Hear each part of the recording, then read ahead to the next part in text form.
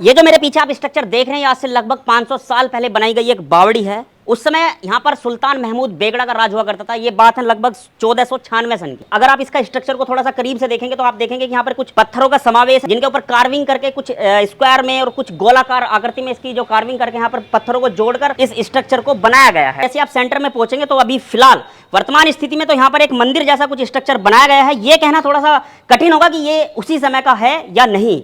और अगर यहाँ के भारी स्ट्रक्चरों को आप देखेंगे तो यहाँ पाएंगे कार्विंग होके कुछ जो है कुछ पक्षी, कुछ फल, कुछ फूल, इस तरह की आकृति यहाँ पर करीबी से बनाई गई है। और यहाँ इन पत्थरों को आप देखेंगे तो पूरा पूरा पत्थरों का एक सेगमेंट है, उनको ऊपर नीचे जोड़कर इस स्ट्रक्चर को बनाया गया है। जो आप मुगल काल की जो भी बिल्डिंग है वहां पे जाएंगे और उनके अंदर जो मंदिर बने हुए हैं वहां पर इस तरह की आकृति आपको ज्यादातर देखने के लिए मिलेगी, जो कि हमारे हिंदू टेंपल्स में होती हैं। जो घंटियां होती हैं, पत्थरों पर कार्विंग करके इमारतें बनाया करते थे। जैसे जैसे ऊपर से आप नीचे की तरफ आएंगे तो स्पेस आपको ऐसा लगेगा कि ये छोटी होती हुई जा रही है। और ऐसी यहाँ पर ये 7 मंजिला इमारत है।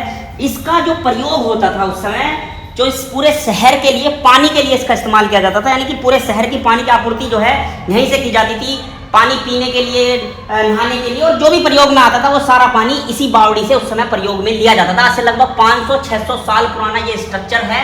आप जैसे जैसे ऊपर की तरफ देखेंगे इस तरीके से स्टेप बाय स्टेप यहाँ पर स्ट्रक्चर जो है ये बनाया गया है। और कमाल की चीज, पूरा एक एक थमलों पर ये टिका हुआ है।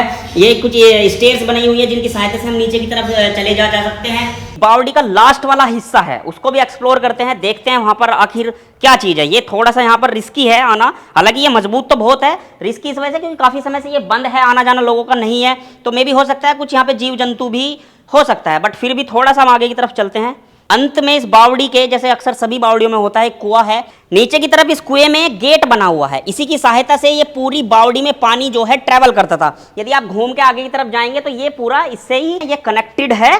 गेट जो है यहाँ से उस कुएं से पानी बाहर आता था। इसी तरीके से उठते हुए सारी बावड़ी में ऊपर तक पानी जो है वो चला जाता था। जैसे जैसे पानी का लेवल कम होता था, इसीलिए ये स्टेयर्स बनाई गई हैं ताकि लोग आसानी से नीचे की तरफ आ सके। और ये है इस बावड़ी का बाहरी लुक। सबसे ऊपर वाला तल की बाहर से ये कैसे दिखती है, और लास्ट में जो कुआं है जहां पर पानी भरा होता था वो मैं आपको दिखा देता हूं। इस साइड से यदि हम आप निकल के आएंगे और यहां पर आप देखेंगे लास्ट में फिर आपको एक कुआं नजर आएगा। ये पूरा वो कनेक्टेड था नीचे इस बावड़ी से। इसी तरीके से नीचे तक 7 मंजिला एक इमारत है। यहाँ पे ये पहले के जमाने की बनी हुई कुछ आकृति है, जिसकी यहाँ पर फिलहाल एक मंदिर के रूप में पूजा की जाती है। यहाँ आप देखिए सामने कुछ शिलालेख जो है इसके ऊपर खुदे हुए हैं। हाँ, ये उसी समय के कुछ जो है लिखावट है, जो शायद उस समय की जो भाषा उस समय यूज होती होगी उसमें कुछ लिखा हुआ है। समझ अगर आपके आ रहा है तो हमें कमेंट्स करके जरूर बताइएगा। अधिकतर आपने जितनी भी बावड़ियां देखी होंगी उनका जो स्ट्रक्चर पाया होगा, आपने को पाया होगा पूरब से पश्चिम दिशा में। सेम इसी दिशा में ये बावड़ी बनी हुई है, पूरब से पश्चिम दिशा में ये बावड़ी बनी हुई है।